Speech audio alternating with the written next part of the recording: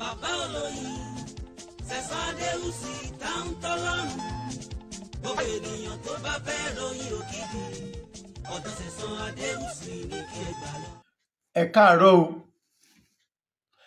ẹ káàsán, ẹ káalẹ́, ibi gbogbo tí ẹ bá ti ń gbọ́ mi. Àárọ̀ ni lọ́dọ̀ àwọn kan, ọ̀sán ni lọ́dọ̀ ẹlòmíì, alẹ́ la wà lásìkò yìí lọ́dọ̀ àwọn míì, ìdájí láàárọ̀ kùtùkùtù ní lọ́dọ̀ àwọn míì tí wọ́n bá ń wo ètò yìí. Àsìkò yòówù tó bá bọ́ sí, mo kí yín o, mo kí yín tẹ̀sọ́tẹ̀sọ́, mo kí yín tológun tológun, mo kí yín ti àgbààgbà mẹ́rìndínlógún tó ń ti ilé Ifẹ̀ bọ̀. 8 làgbàjòyè tí ń bẹ láwọ̀ ọ̀tún, 8 làgbàjòyè tí ń bẹ lósì Ọ̀ọ̀ni. Àgbà wá wá di 16 tí ń bá Olúfẹ̀ gbìmọ̀ràn. Ọmọ Oòduà, mo kí yín o. Gbogbo ẹ̀yin àgbààgbà tí ń bẹ nílẹ̀ Yorùbá, mo kí yín o. Èmi ọmọ yín náà ni Olúṣẹ̀san Adéhùsì Táńtọ́lọ́run, bàbá olóyin gan, bàbá olóyin original tí mò ń gbé nílùú Ìyẹ̀sí Ọ̀tà, bàbá olóyin bus stop ní Ìyẹ̀sí Ọ̀tà. Ètò tẹ́ ń wò láàárọ̀ yìí ó ní pé agbára èèyàn dúdú, agbára èèyàn dúdú, agbára èèyàn dúdú tẹlifíṣàn ó lẹ̀ ń wò láàárọ̀ yìí. Ẹ ti máa ń bá mi pàdé lórí Kíni Show TV, ẹ ti bá mi pàdé lórí bàbá olóyin original tẹlifíṣàn. Bóyá ti rí mi lórí Mr. Lasmon Comedy Adéhùsì náà rè. Lónìí tẹ́ ń bá mi pàdé lọ́wọ́lọ́wọ́ yìí, agbára èèyàn dúdú tẹlifíṣàn lẹ ti ń rí mi. Kí ni mo fẹ́ sọ̀rọ̀ lé lórí? Bí jíjẹ mímu yóò sì máa wá ní ìrọ̀rùn. Ọdún wa ń ta ẹlòmíì rówó pàdé. Wọ́n ní kòkó èkó àti pọ̀nmọ́. Òkú èkó àti pọ̀nmọ́ gan owó mọ̀ ní lọ́jà lásìkò yìí. Ẹlòmíì rówó ra pọ̀nmọ́ àtòkó èkó ọ̀hún. Bó o lẹ́sẹ̀ ṣe táṣìírí ó fi máa bò ní ọdún tuntun. Kò àti ìlétí náà o. Béèyàn bá sì sàwọn nǹkan pẹ́ẹ́pẹ́ẹ́pẹ́ kan, owó dẹ̀ wá àṣírí èèyàn dẹ̀ bò. Ìwọ tó bá jó níṣẹ́ ọwọ́ tó jẹ́ pé òun complain, èyí máa ń sọ fáwọn èèyàn o. Kò sí gbòòsù kejìlá bá pè lọ ṣẹ̀ṣẹ̀ máa wá Àwúre kiri. Ṣùgbọ́n òrùn tó bá ń ràn náà máa ta sọ sáńgbà míì. Báyìí bá fọṣọ láago 3, tẹ́ ẹ bá fọṣọ láago 4, ìwọ̀nba òrùn tó bá gbẹ́ yóò ṣe é wọ̀ jáde níjọ́ kejì. Bẹ́ẹ̀ ni bẹ́ẹ̀ bá tún wá sá sí ibi tó dáa. Ṣùgbọ́n èmi máa ń sọ fáwọn èèyàn ni pé oníṣẹ́ ọwọ́ tó bá fẹ́ rí sí ní December, October ni ó ti máa gbé ẹsẹ̀ lẹ̀. Òṣèré, eléré, olórin tó fẹ́ kí wọ́n pọ̀n fún òde ní December yóò ti wà Àwúre lẹ̀ ní September. Torí gbà náà wọ́n máa tẹ invitation, wọ́n dẹ̀ fowó pe eléré tí wọ́n bá fẹ́ sí i. Ìwọ tó ń ṣiṣẹ́ ọwọ́ tí gbogbo nǹkan ò lọ déédéé, ó ti máa ń wẹsẹ̀ gbogbo ìgbà. Kò sí gbọ̀ bá dé December 13, December 14 lọ́ọ́ máa wá babaláwo wá fà káàkiri pé bóyá kí n ti ẹ̀rù wọ ọdún. Àsìkò ní gbogbo nǹkan, ayé ẹ kéèsára.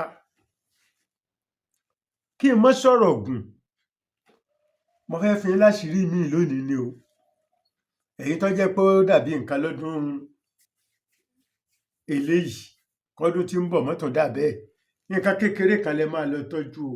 Ẹ wò, ewé tòmátò, òun ni wọ́n ń pè ní ewé onítìkùtì. Tí ẹ bá dọ́dọ̀ eléwé ọmọ, wọ́n sọ fún yín pé ewé onítìkùtì rèé.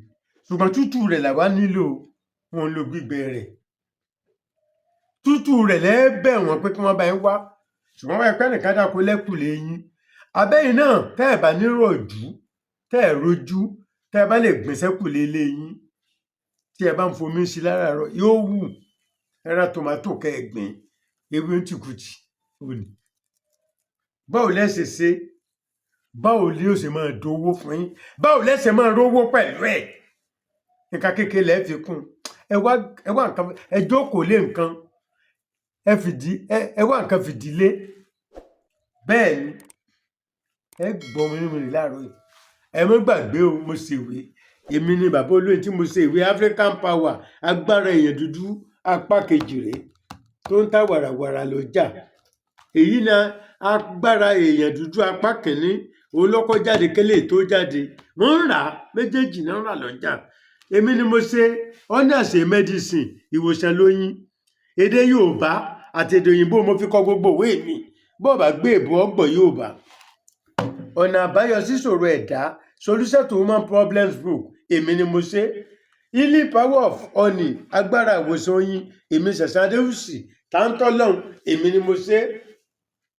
Bẹ́ẹ̀ ni èmi lọ́lọ́run lò láti ṣe àwọn ìwé yìí. Tí ẹ bá dé bàbá olóyin bus stop ní Yẹ̀sí Ọ̀tà bàbá olóyin bus stop ní Yẹ̀sí Ọ̀tà ẹ rí gbogbo àwọn ìwé mi rà ẹ ròyìn rà bẹ́ẹ̀. Ṣùgbọ́n mo máa ń sọ fáwọn èèyàn pé ẹni bá rà ìwé òun náà yóò ròyìn gidi lásìkò yìí. Òru là máa ń lọ kóyin kò sẹ́ni tó fẹ́ lọ oko lóru báyìí lásìkò yìí. Ìdí ẹ̀ tó yin fi wọ́n nìyẹn. Ẹni bá ti ràwé wa tẹ́lẹ̀ àbí tó wá fẹ́ ràwé wa ó ròyìn rà. Ṣùgbọ́n oyin lásán ni mò ń wá lásìkò ìkọ́. Wọn kan wá ń jọ kan ní síbẹ̀ ti kọ́ wa ń ṣẹ́ lórí íńtánẹ́ẹ̀tì ẹ ti kọ́ wa ń ṣẹ́ rẹpẹtẹ oyin lásán la fẹ́ mi náà. Wọ́n kọ́ lọ sọ yẹn fẹ́ mi.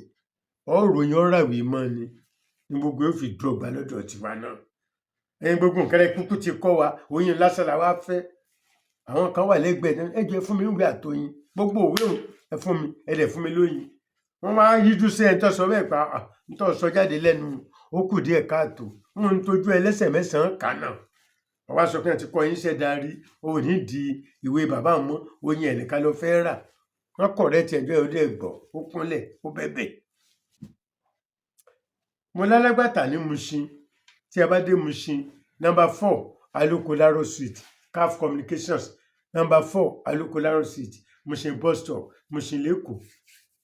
Ní Bàrígà ẹ lọ sí number 36 Ìlàjẹ road number 36 Ìlàjẹ road Bàrígà.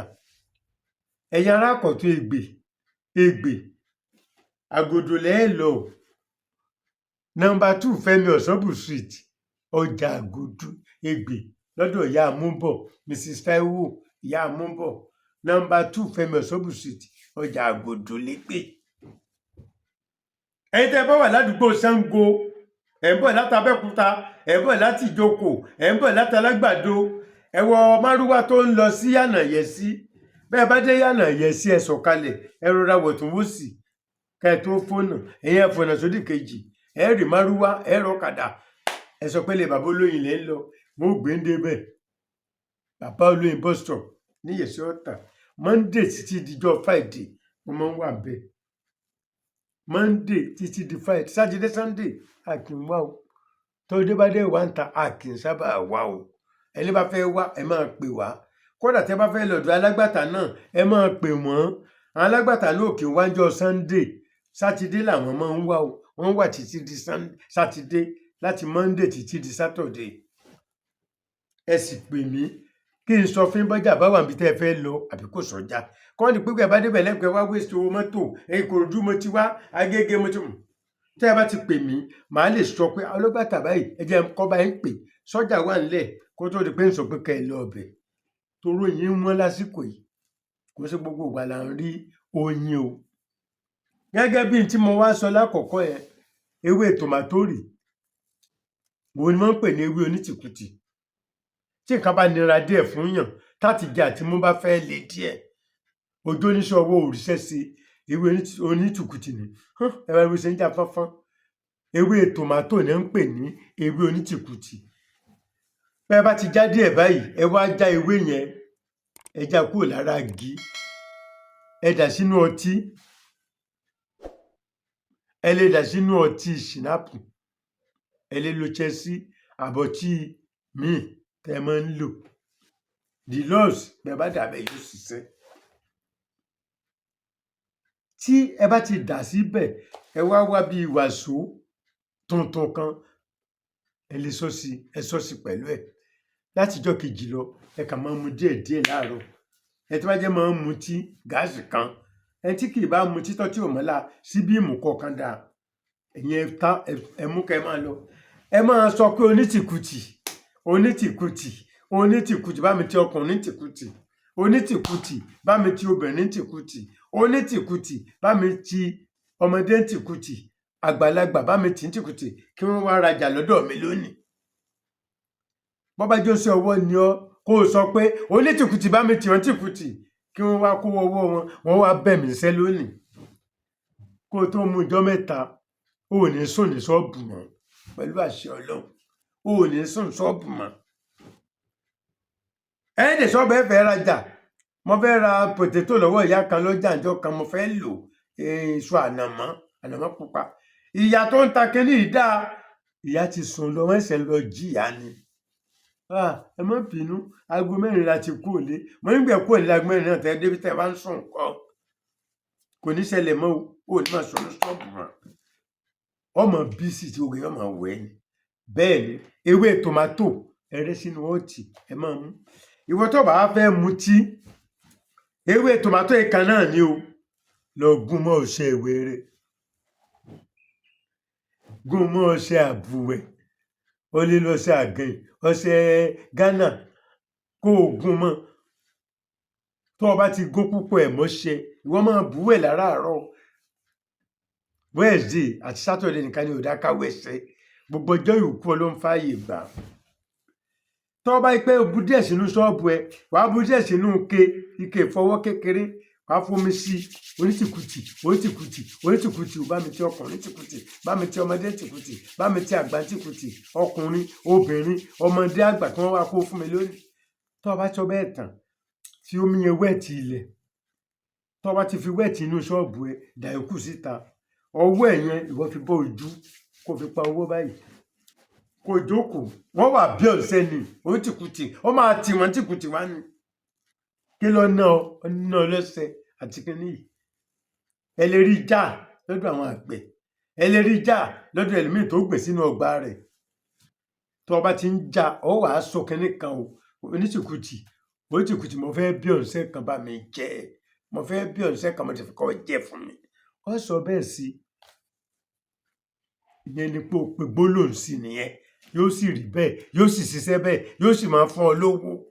ọ wà máa mówó ní owó ni. níbi ọjọ́ kù sí ìtọ́ ọba lò, ìyanu lọ̀rọ̀ rẹ.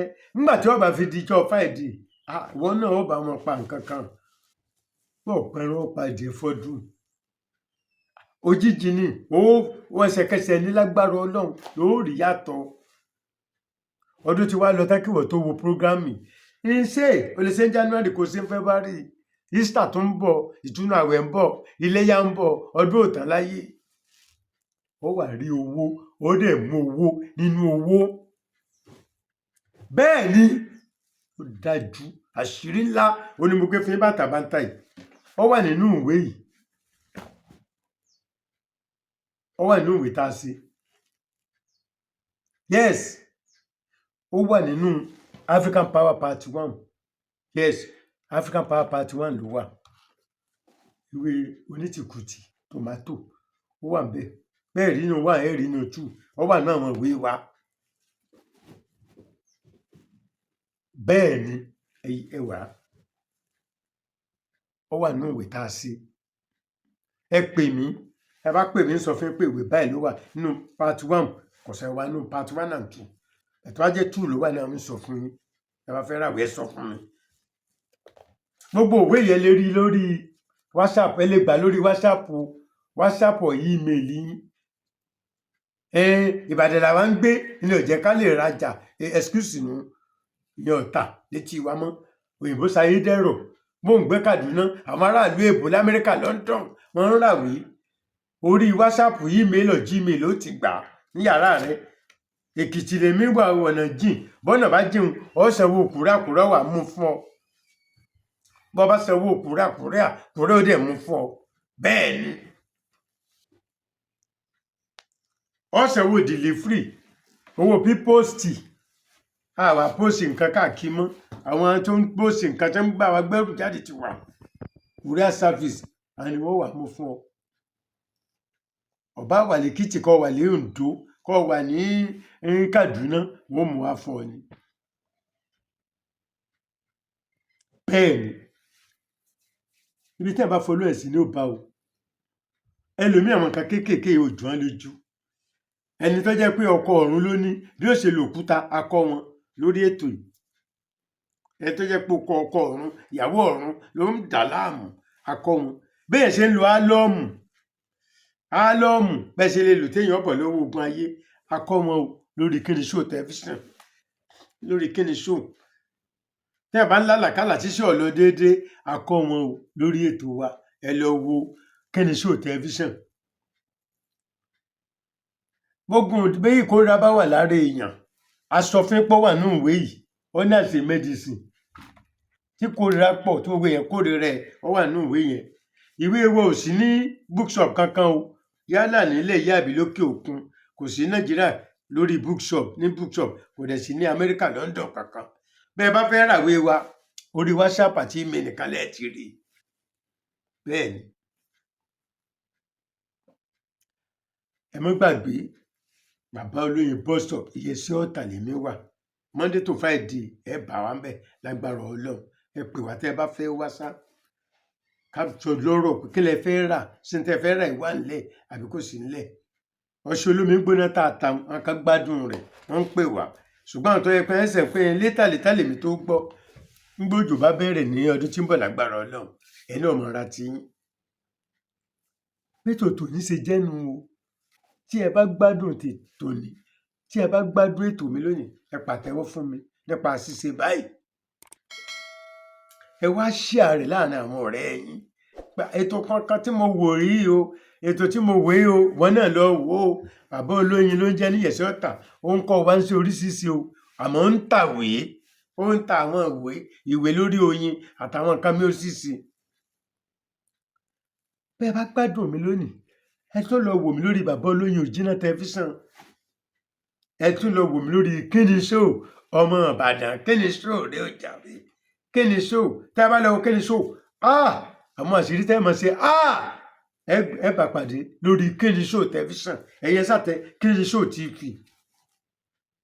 kódà tẹ́ ẹ bá tún lọ wo Mr. Lasbon comedy Adéwùsì ẹ bá mi ń bẹ̀ mo máa ń kọ́ àwọn èèyàn sẹ́ńbẹ̀ náà Mr. Lasbon comedy Adéwùsì ẹ bá mi ń bẹ̀ mo máa ń kọ́ àwọn èèyàn sẹ́ńbẹ̀ bẹ́ẹ̀ ni àdéhùn ìpáyàn ń bẹ̀ àtúnkọ́ ọmọ ń sẹ́ títí ìgbà míì tẹ́ẹ̀tù mọ́ bá mi pàdé ẹ má gbàgbé o fóònù nọ́mbà mi fún tòní 08054749455 ẹ tún gbọ́dọ̀ kan sí 08054749455 ó ti wà lójú screen ẹ pè mí ó wá dáa kẹ́ ẹ sẹ́ndì mẹ́sẹ́ẹ̀jì dáadáa ká lè dá yín lóhùn dáadáa títí ìgbà míì tẹ́ mọ́ bá mi pàdé àrùn lẹ́mọ̀ dá ẹni dáràn. bàbá olóyin Sẹ̀san Adéwùsì táwọn tọ́lọ́run gbogbo ènìyàn tó bá fẹ́ ròyìn òkìkí